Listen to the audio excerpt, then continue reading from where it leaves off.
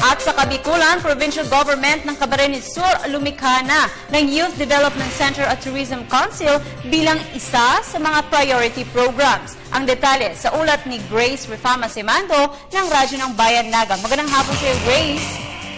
Magandang hapon din, Princess. Nilagdaanan ni Camarines Sur Governor Nick Villaferte ang isang executive order para sa pagtatatag ng Youth Development Center at Tourism Council ng Lalawigan.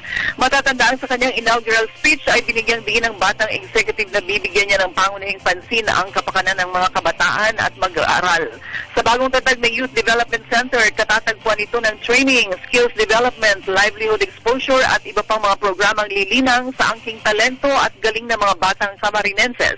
Nais ng bagong gobernador ng Camsur na makasabay ang mga may hirap na kabataan sa teknolohiya at modernong edukasyon na nai-enjoy ng mga nasa mayayaman na bansa. Ang pagtatag naman ng Tourism Council ang siyang mamamahala sa pag-unlad, pagpaganda at pagtuklas pa ng maraming tourist spots dito sa lalawigan.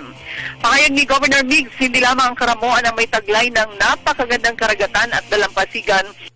Pabayan din ng Siruma, Presentasyon at Limanan ay may malinis at white sand beach resorts. Naghihintay lang na ma-develop at maibukas sa mga turista.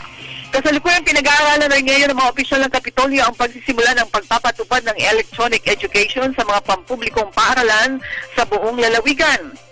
Pinaghahandaan na rin ang computerization program para sa lahat ng mga public high schools at elementarya. Radyo ng Bayan Naga, Grace Refama Simando para sa Telebisyon ng Bayan.